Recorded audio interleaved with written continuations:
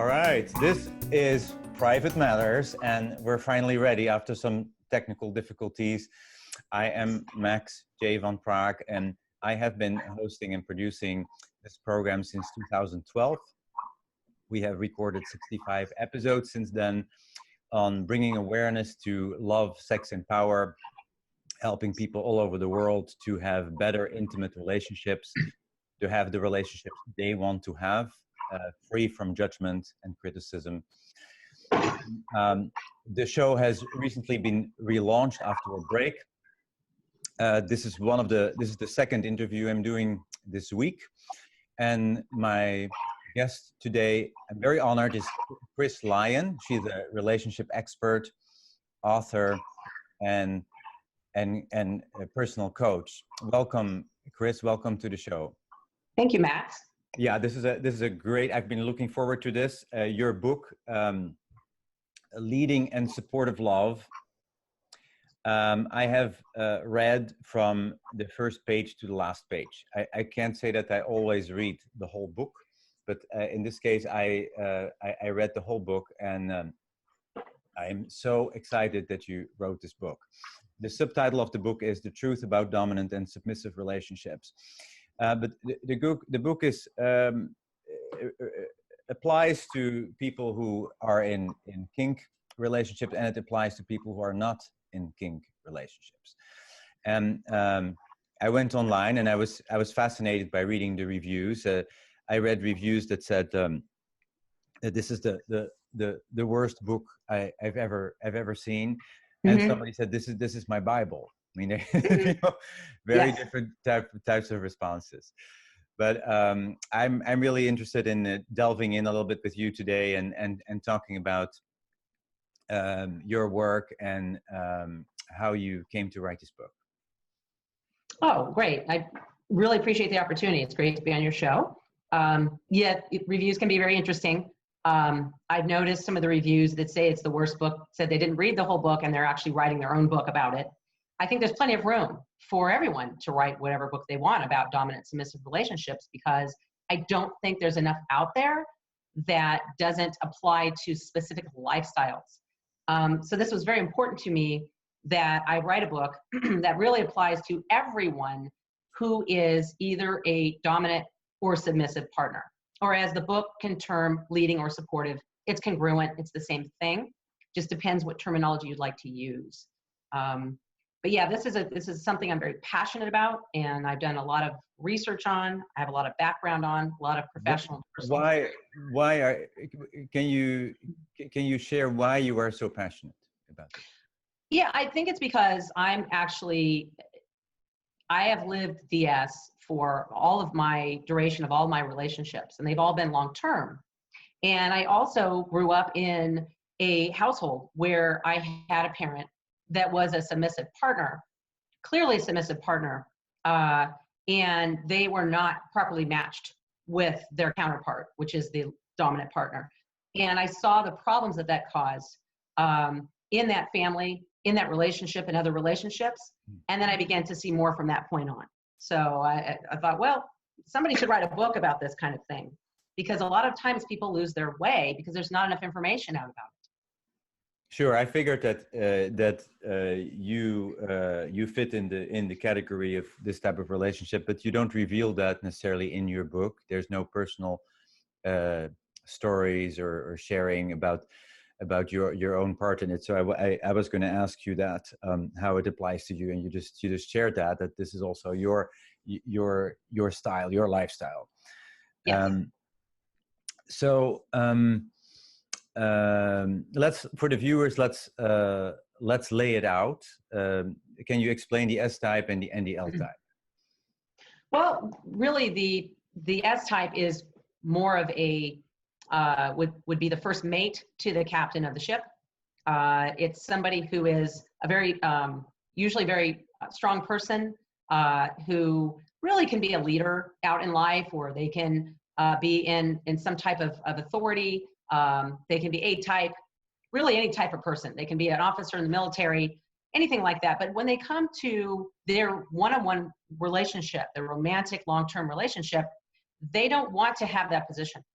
They want to have the position of being in some type of hierarchical relationship where there's a leader and they follow. They prefer to be guided. They prefer to serve as the more supportive partner. That's why we use the term. The more dominant or leading partner is somebody who is comfortable making the big decisions, of course, with the input of their partner. And they're usually very guiding. They're usually just want to be in that position of being the captain of the ship. And they fit that very well that way, despite what they may be doing in other parts of their lives or the relationships. That's what they want in their relationship, is to have this supportive partner or submissive partner. So each partner is on the end of a spectrum, per se. And they are each other's counterparts. And it really makes the best fit when they find their counterpart, rather than having somebody who they try to partner with who is also their type or somewhere in the middle of the spectrum. Yeah, then it doesn't work, right? Not usually, no, not very well. Why the book is an eye-opener for me is because I always associated this power dynamic with a kink scenario, dominant submissive, and we've done other interviews on that, and I have myself a lot of experience with those dynamics. And what this book says is, no, it doesn't have to be a kinky situation at all. In my family, both my brother and my father are in relationship with very dominant women. And I realized I always judged them. Even though, I really do not judge people who are in kink relationships and in power dynamic relationship. But I always would think, you're letting the woman control you, and when is this going to stop? And it would also affect me. Then I would feel let down by them within the family contact. Yes. And by reading your book, it really changed my perspective on my brother and my father and their relationships. And so, they're doing exactly the same what I'm doing. It's not different than it's not that my brother is weak, or that if he lets her set the boundaries for him. Mm-hmm. He's not good at setting boundaries. She is setting the boundaries. Yes. And I saw that as a problem. That's what he chooses. That's what he prefers. That's how he feels most loved in a relationship. And so, no, it's absolutely not weak. In fact, a lot of times the S-type or the submissive partner can be the stronger partner. So it's not. Oh, that I absolutely know. I mean, I always, you'd hear me say that the most submissive person in the room is the strongest person. Yes. That is the strongest person. That person can take commands and orders and criticism and anything that comes at them, while the leading dominant person often has a much more fragile ego and doesn't do so well sometimes. I mean, hopefully they learn to get better, but they often are much more fragile. They're often more fragile. They're more sensitive. There are sensitives who can be both types, but they're very sensitive. They judge themselves. They're very self-critical in general. I did not say which partner type I was in the book, not because it's so personal or private, because I didn't want people to know for sure in that book which way I was. I wanted everyone to feel fairly understood. And so I've had a lot of people guess, oh, well, you must be an S-type, you must be an L-type, I'm a dominant partner. And I have a very strong understanding of these partners types, that people that I've had to lean on, that have held me up and been there for me very powerfully when other people wouldn't be able to be there as well. So it's an amazing dynamic. Both partners can be very strong. I've also noticed the supportive or submissive partners, they tend to be more outspoken about their relationship and not as personal and private about it. They tend to do a lot of more research, more openly. So people would be surprised what kind of people these types really are. I was very surprised finding that out over the years. But people would be very surprised about it very much. And as far as the kink community, I am very aware. I'm a kink aware practitioner. I've also been an educator in the kink community. So it's not like I'm putting that off or I don't have experience with it or knowledge about it. It's just that you don't need to be in a specific lifestyle in order to be this partner type and have this type of partnership. There's plenty of vanilla. So if somebody asks you, well, Chris, have you fully come out Sure. I went through. If people ask me, I'll tell them. But I just wanted to keep it fair on the book. Yes, and I appreciate you being thoughtful about that as well. Thank you. But yes, I'm out as a dominant partner and take all the shame. Do you have a reputation in the kink community? Do people know? Yes, I have. Yes, as an educator, absolutely. On FetLife or on maybe not on a network, but as an educator. Right, as an educator, I do absolutely, and I have a ton of clients who are in the lifestyle in different ways as well. Some are authors, some are leaders in the community, some are just have different niches. Are all your clients in power dynamics? No, they are not. I have clients who are not dominant submissive people or partners, and I do help and facilitation with them as well because relationships is a really big subject for me. But I do have vanilla partners who have no specific lifestyle who are dominant or submissive partners. So it's fascinating. You are visible as a coach in other circles. Yes, I am as well. Yes, people know me as someone who can do pretty well with relationships and do relationship rescue and relationship mastery as well. Awesome. Yeah. Do you teach courses? I do teach courses in it. I actually I'm developing an online 4-week course for specifically submissive partners or S-types. And it's called The Path of the Submissive Partner. So I'm developing that right now. And the information is, available on the book page on Facebook or my Facebook group or my website or through me. But I do develop different classes or courses for it. This is my first online course that we're putting out there. And I think it's going to be full of information for people because there's not that much out there unless you're talking about different ways of being kinky. So there's really not much out there. It's the day-to-day dominant submissive dynamic, long-term loving relationship. Yeah, it's super powerful. I actually believe, Chris, that probably every relationship has a power dynamic, whether people are aware of it or not, whether they identify with it or not. Maybe some a bit stronger than others, but there's always somebody who has a stronger lead than the other. It's very rare that people are completely on the same page, on the same pole. That's true, but some are right in the middle of the spectrum, and they have their own power struggles. People who are only submissive partners or only dominant partners do well with each other. When they find other people, there's a lot of problems that come up with that. And a lot of people stay in for many years and it just doesn't go well and it doesn't turn out right. So there are people who are truly, truly submissive partners and people are truly, truly dominant partners. Everything else in between is not. So you can, and the other problem too is with one of the biggest problems in DS is that people will find someone they think is their partner type and they're not. So for instance, one of the biggest issues is a submissive partner finds somebody who seems confident, seems like they're in control and in charge.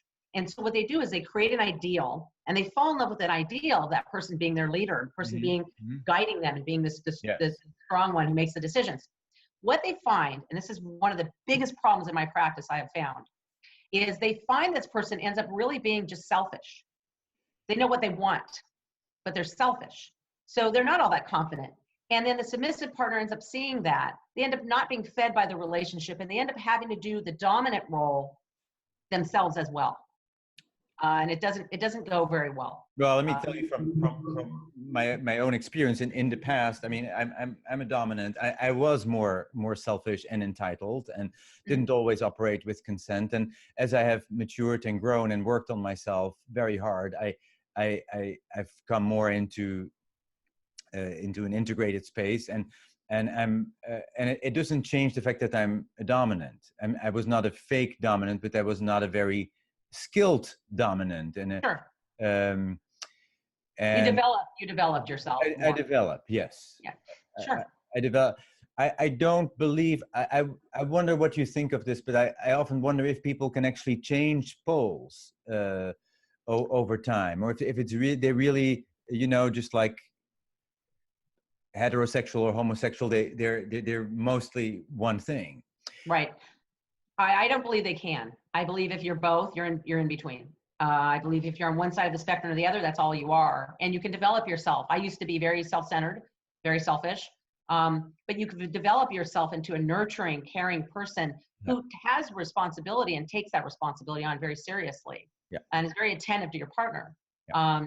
So yeah, I mean, I've not found anyone who has been a true dominant who used to be a submissive, or anyone that's truly submissive that used to be a dominant in all the decades that I've been working with these people. Right. And we certainly want to stay away from the term role play. It's not theater. It's not, it's not, No, right. and people who claim that they switch, we should take with a grain of salt. And if they'd like to switch in a kink way, then that's who they are. But as far as being in the day-to-day long-term relationship, if they say that they switch, they're somewhere in between. They're just not on either side of the spectrum. I think it's really, could be nature and nurture. It's pretty hardwired. You are who you are when you're dominant or submissive. Very much, very much. Yes. Yes, and you can go back to that. You can reclaim yourself when you go through trauma. I've gone through terrible breakups and experienced terrible trauma, and also in your book you actually articulate really well what things can really hurt the leading partner, the dominant partner. Yes. If the other person turns around on you or is not really who they pretended to be, you know, that can be, and you have really opened up, that can be very painful, extremely painful, and very painful, very damaging. I'm sure you've gone through some of it. I yeah. have as well. And people don't talk about that. You know, when I wrote this book, I didn't see any books out anywhere in the world about dominant and submissive day-to-day relationships. None. I only saw ones that had to do with some of the relationship part in kink. So I thought, there's nothing like this. I've got to write something. And then I also realized that nobody talks about how the leading partner can be abused, can be neglected, can be hurt, can have their trust lost, that can be damaged. So I thought this was an important stand to take for that, because there's not that much out there like that. But also for both partners as well, as what to watch for and how to be careful, how to protect yourself. We talk about toggling, going back and forth, a submissive partner kind of changing back and forth and taking that power back, giving it and taking it back. Very damaging to the leading partner. I don't see where anyone talks about that or teaches about it. I don't see anything like that at all. And I think it's very important that people are aware of how much that damages the partner and the relationship. I mean, destroys the trust completely. So both are in, and it's like taking back what you gave over. And it's can be very bad for the relationship and also very, very harmful for some people are unstable. Yes. And then there's mental health care. There's mental health issues too. Yeah. Believe me, some people change their colors once you are involved with them. Sure. If they have mood disorders, yeah, or other kind of clinical considerations. Personality stuff. Yeah. Sure. And I believe it's up to both partners to have those things attended to have them addressed, and to get the help that they need for them. Both helping each other, but also get the therapeutic help that's required, which also leads me to, there's a lot of mental health practitioners out there who can hurt relationships and partners like us. Oh yeah. Because they don't understand. Oh yeah. So I've been doing a lot of education with them as well. And also a lot of them have been reading my book. And there were a number of them in my book who are understanding of this. And I say to people that are in this type of relationship, DS, is don't go to someone therapeutically unless they have experience with DS relationships, period. Well, that's easier said than done. Yeah. Very true. That's easier said than done. You really don't know and where to look. And if you are depending on an insurance, especially, then this is not so easy. And you're right, there are a lot of therapists who will say to their client, okay, you are turned on by power. This is the problem. This is the problem. Correct. And that's very, very hurtful. It's very harmful. If they do understand the dynamics, they understand both partners care and love each other, they're both doing their roles. If they do understand that, they'll respect that and work with the partners accordingly. If they don't understand it, they will probably try to take apart the union. They would probably judge it as having some kind of pathology and try to shut it down, which is it's just not right. They just don't know enough in order to do that. So, Chris, the reason why this topic is so important and your book is so important and this approach is so important is because power is such a troublesome topic in our culture at large. People are so uncomfortable with power and with people in powerful positions and with power dynamics, whether in every area of life. And my work is around bringing awareness to power, which includes owning your power and being comfortable with power dynamics and in a way that is really easeful and comfortable.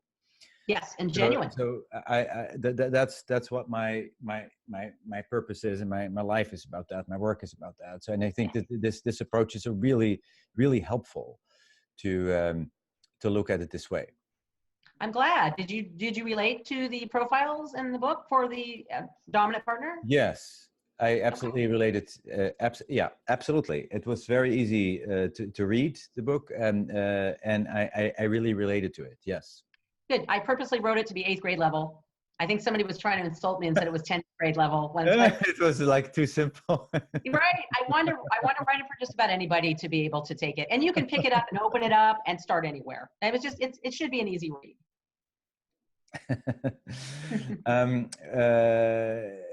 People are in our culture in a struggle with power. And so how do you see, what is the future of your work? Do you have a vision or do you have plans on where to take this? Well, one reason that I do like this type of relationship is because it has a minimum power struggle compared to other relationships. That's the beauty of it. So what I plan to do is just continue my outreach to teach online courses, offline classes, work with clients. I actually work with DS partners and DS couples as well. I have, like I said, relationship rescue or relationship mastery programs. I work with that myself. So I just want to continue the outreach to put as much as I can out there to have other people understand and spread the word as well, that this is really a very beautiful, equal hierarchy of a relationship. And it's a very viable, powerful, bonded relationship. But I really I help people in all kinds of different relationships, but when it's DS, it's very specialized and the work is different. So I plan to continue my work doing that and to just put the word out there that people need to learn as much as they can about these relationships if they're this type of partner, or if they think they may be this type of partner. They need to really get out and get information and get educated. There's not enough out there. And it doesn't mean you need to do whatever your partner tells you to do. It doesn't mean that you need to give up who you are. They both help each other be more of who they are. It's a beautiful dynamic. And it's something I'm very passionate about. Yes, this is also, you say the service is not one way. The service is two ways. Yes. The supportive partner supports the leading partner, and the leading partner supports they support each other to be the best that they can be. They're both in service to each other. Their best qualities. Absolutely. Yeah. And so continuing in that service and that way of serving each other, when you continue that way and you have very little power struggle, you take that element out. Yes. It's just a tremendous bond. It's a wonderful type of relationship. So I'm looking forward to having a lot of the submissive partners take the online course, because they'll learn more about who they are and who they are as a partner, who their partner is the partner type, more about them, and really how to be able to communicate their needs and support each other and love each other as best as they can. A lot of supportive partners or submissives tend to put off their issues. They tend to be quiet about them and keep them to themselves, hold them back. And I don't think that's healthy. So there's a lot of education specifically for this type of relationship that needs to be out there. Message is very clear, and you are a very clear messenger, Chris. Appreciate that. And is there anything else you want people to know before we end? Well, thank you. I appreciate you asking that. Just get out there and learn as much as you can about it. I'm available for contact. Yeah. How can they find you? Well, my website is coachlyon.com, Lyon. And they can email me at chris@coachlyon.com, which is CHRIS. I have a Facebook page for the book, Leading and Supportive Love. And I also have a Facebook group. It's a private group for dominant submissive relationships, so people can talk in a safe space. And people can call or email me, contact me in any way. How do people get into that Facebook group? They can either contact me. They can go to the Leading and Supportive Love page, or they can go to a dominant submissive page that I have. They can message me on Facebook, Chris M. Lyon. They can email me, come to my website and message me through my website. Okay, call me. Leading and Supportive is the Facebook group. There's also Dominant. Leading and Supportive Love is the page for the group. There's a page. Then there's the page for the book, excuse me. Leading and Supportive Love is the page for the book.